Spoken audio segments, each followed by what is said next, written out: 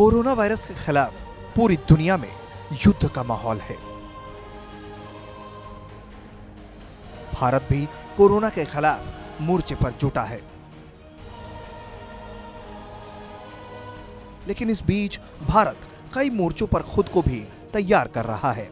इसरो 2022 तक गगनयान को अंतरिक्ष में भेजने की तैयारी में जोर शोर से जुटा है।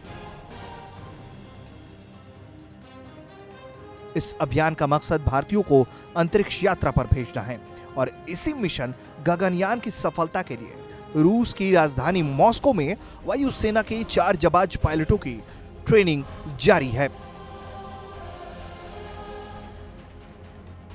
यूरी गागरिन सेंटर में साल भर चलने वाली इस ट्रेनिंग का 1/4 हिस्सा पूरा होने ही वाला था कि कोरोना वायरस के कारण रूस में 30 अप्रैल तक लॉकडाउन हो गया।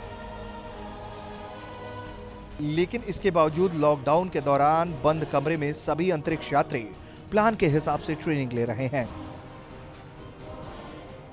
ट्रेनिंग देने वाली एजेंसी ग्लाउकोसोमोस जेएससी के महानिदेशक दिमित्री लोस्कुतोव ने कहा, भारतीय पायलटों के हौसले बुलंद हैं। कोरोना महामारी से उनके चेहरे पर शिकन भी नहीं है। थ्योरी की परीक्षा की तैयारी उन्हें वैसे भी कमरे में बैठकर करनी थी, लेकिन लॉकडाउन खत्म होते ही असली ट्रेनिंग यानी सर्वाइवल मैराथन शुरू हो जाएगा। ये ट्रेनिंग अंतरिक्ष यात्रियों को उन विपरीत हालात के लिए तैयार करती है जब धरती पर लौटते वक्त उनका यान किसी ऐसी जगह पर उतर जाए जहां कोई इंसान ना हो। वहां हिंसक पशु, समुद्र, जंगल, रेगिस्तान, बर्फ के अंतहीन ग्लेशियर या नदी के मुहाने हो सकते हैं।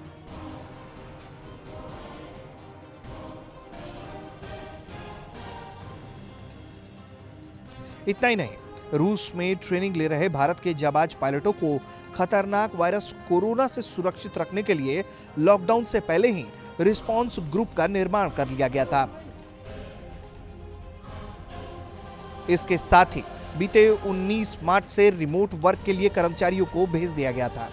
मानव मिशन गगनयान के सफल होते ही अंतरिक्ष पर इंसान को भेजने वाला दुनिया का चौथा देश भारत होगा।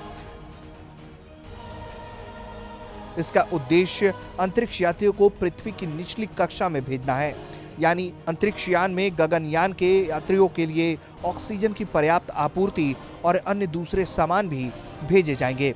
ब्यूरो रिपोर्ट, भारत तक।